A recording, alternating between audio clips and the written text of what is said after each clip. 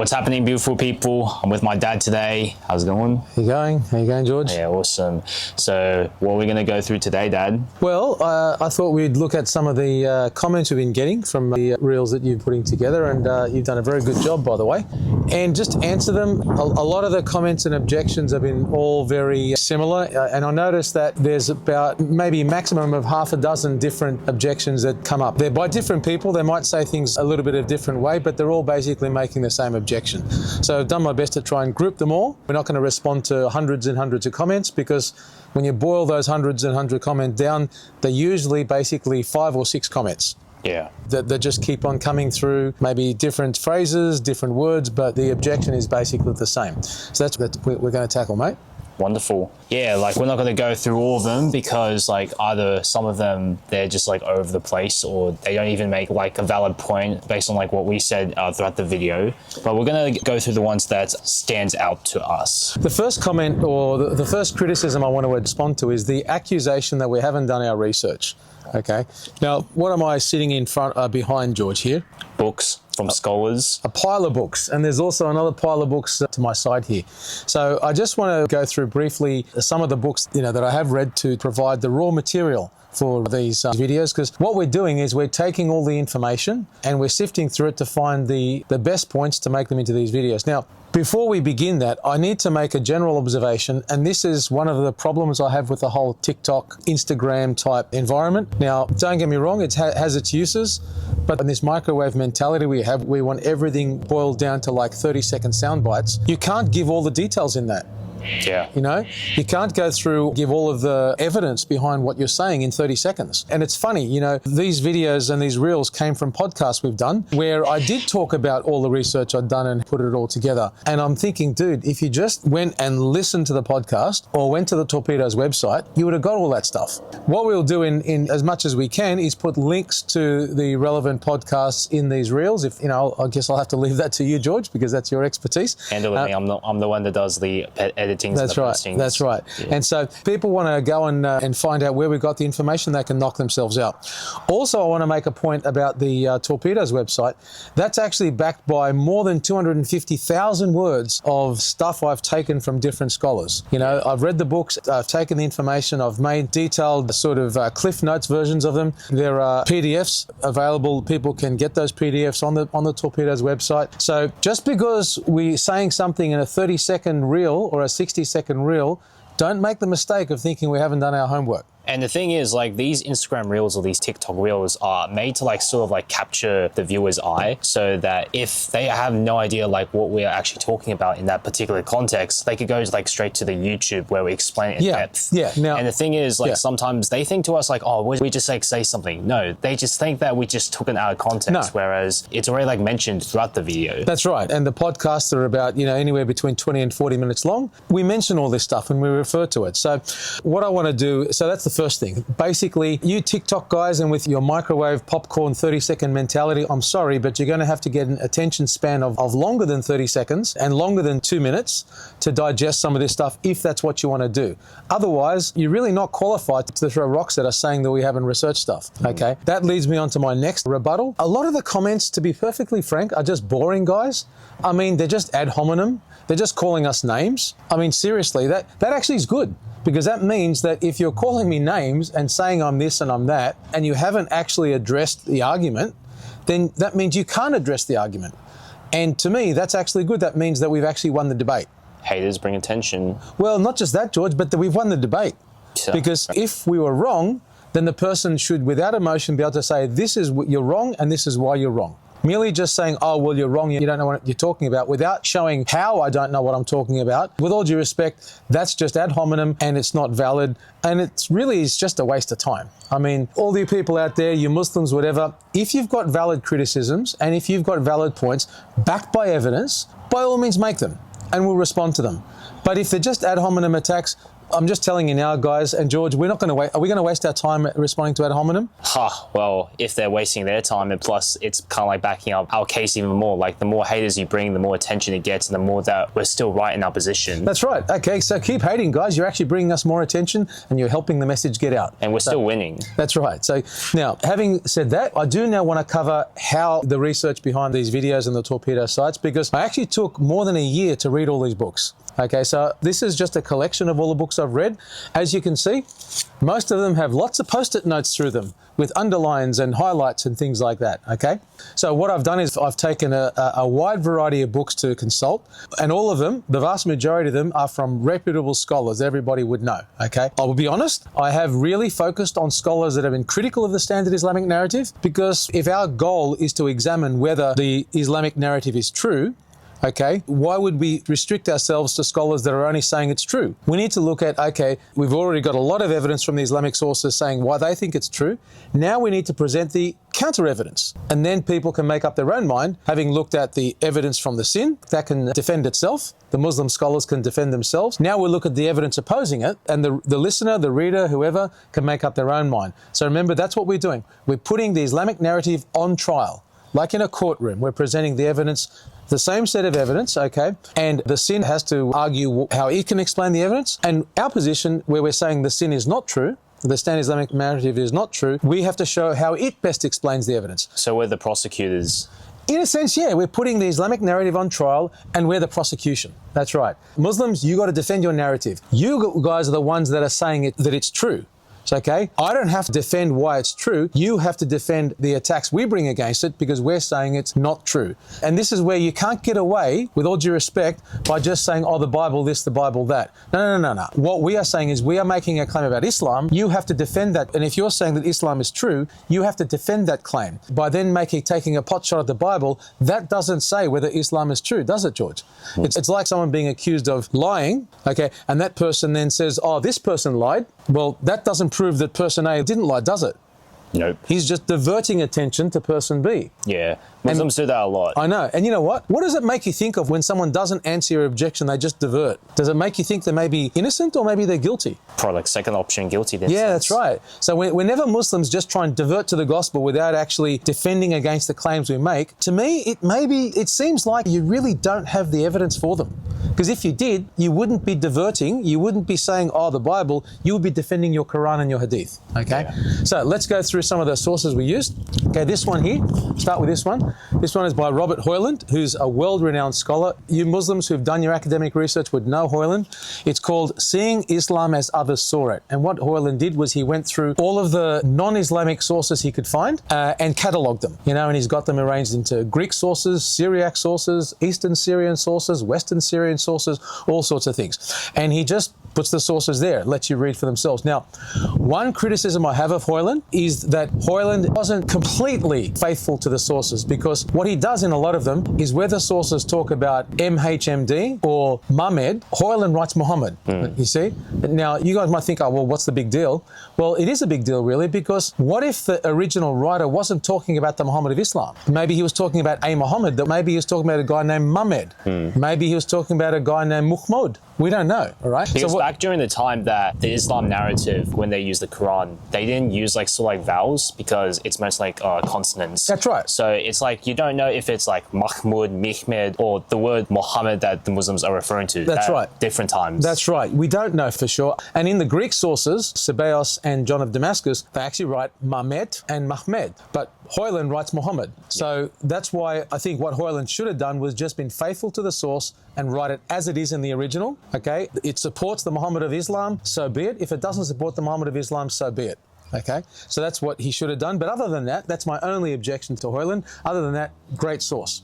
The next couple of sources I want to refer to, this one. That's your favourite? Yeah, it's a really good book called Creating the Quran by Stephen Shoemaker. Actually, relatively recent, 2022. Historical critical study.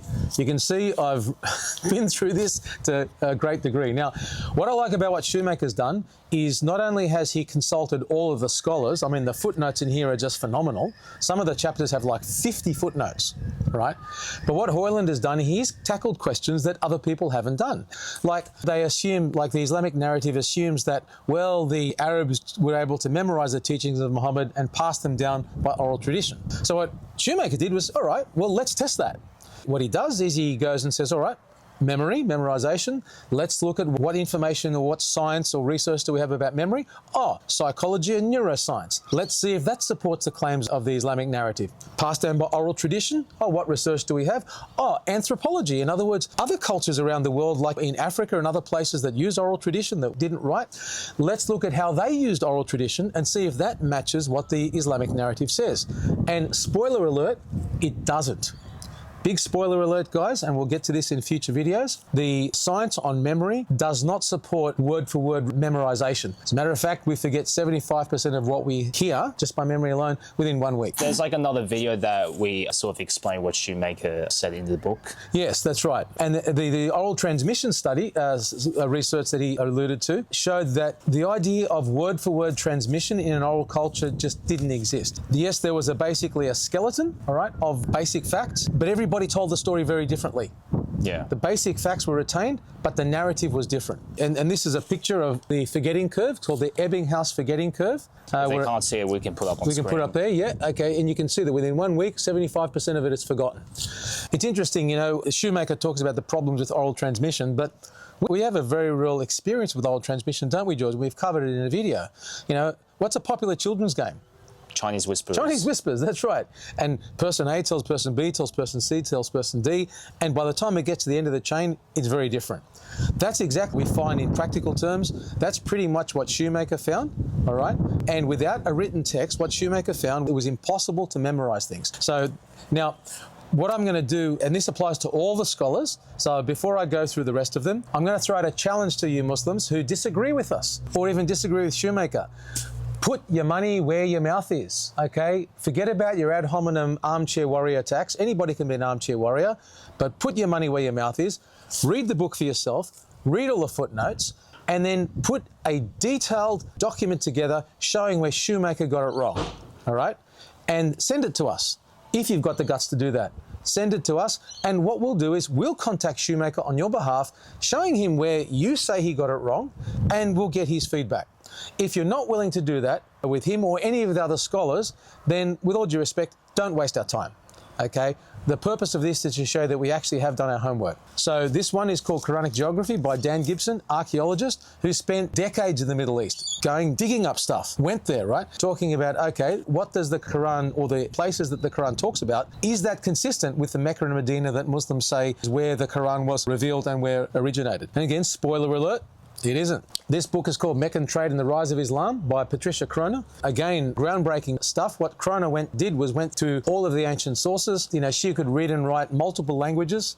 And she went and looked at trading documents and other things to see whether, in fact, there was the trade that the Islamic sources talk about. And unfortunately, spoiler alert, there wasn't. Is it talking about like Mecca or Medina, or is it something else? No, it talks about Mecca and the trade, because the Islamic narrative says that Mecca was a major trading center. Okay. Yeah. And what Kroner looks at is, okay, well, what could they have been trading? Okay, could they have been trading gold, silver, well, any other things, spices? And she found that no, they didn't.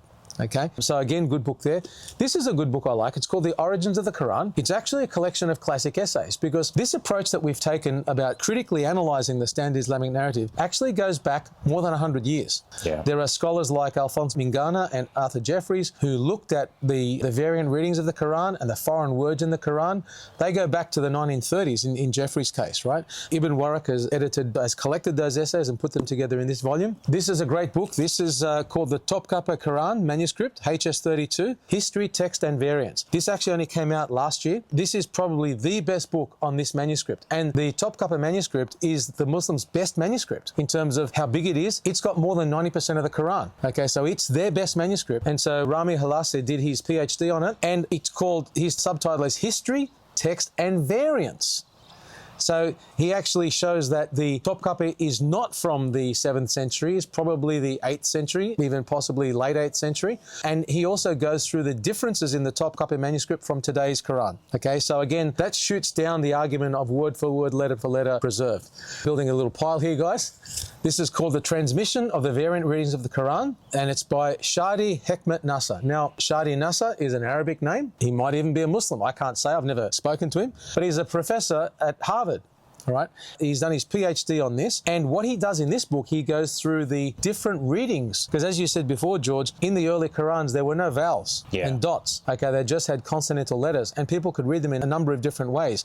And NASA shows that there were dozens and dozens of different readings. Yeah. And that Islamic scholars in the 10th and the 13th and 14th centuries had to whittle them down. And that Hafs reading that Muslims use today, or the majority of Muslims use, is just one of them. There are variant readings around still, and I actually have, as you know, George, we're able to buy a couple of them. So they're all different Arabic Qurans. Shadi Nasr shows how they were selected, and the Islamic story that were revealed in 7 different dialects to Muhammad by Gabriel is actually not factual. Better yet, we have these books, Textual Criticism in Quran Manuscripts by Keith Small, where he actually shows the different variants where they've actually changed the wording of the Quran from one manuscript to another. Okay, yes, they've changed it. Word for word, letter for letter, guys, it's not correct. All right, you can't substantiate it anymore. Stop making that claim.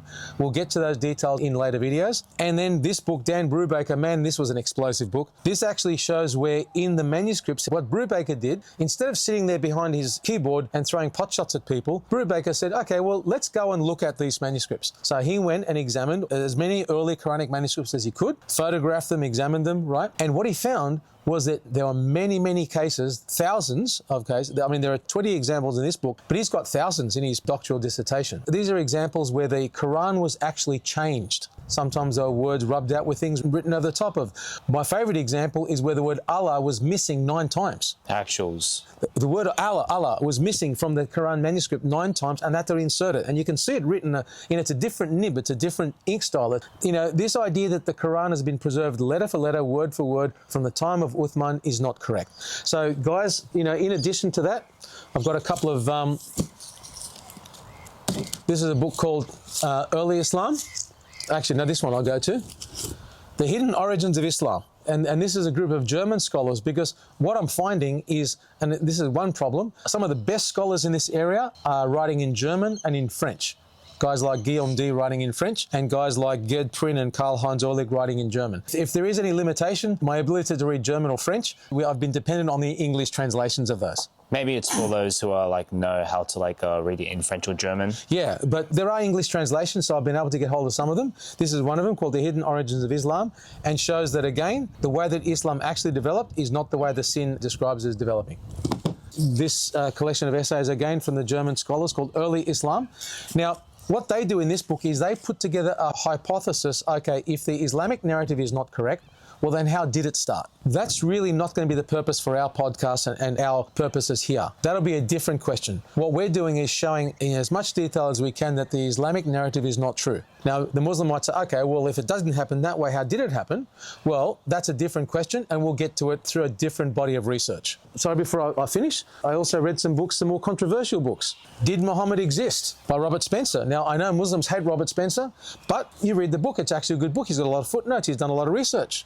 So why shouldn't his book be read? Okay, again, stop throwing rocks at the person, engage with his arguments. If you think Muhammad existed, engage with his arguments, read his book, read all their books for that matter, put it all in a very detailed document. I will read them if you're willing to go to the trouble of writing it, and I will contact the scholars on your behalf and get their responses. Again, if you're not prepared to do that, and I'm sorry if I'm being a bit of a broken record, guys, but we need to make this point. If you're not prepared to put your money where your mouth is, then I'm sorry, we're not going to waste any more time with your comments. So hopefully that covers that one, George. I mean, yeah, that makes sense. I mean, why wouldn't they, if they refuse to, write, a very detailed document on, the stuff that we quote from scholars, then why would they be wasting, 15 or 20 minutes on a freaking TikTok and just be bombarding with, ad hominem attacks with completely irrelevant, useless, empty information that has nothing to do or tackles the very direct points that we discussed. That's right. The reels. Well, because they can't address our arguments. Here's my challenge. Engage with the arguments, guys. Engage with the arguments. And so if you do that, then more than happy to engage with you. If you don't, we're just going to ignore you.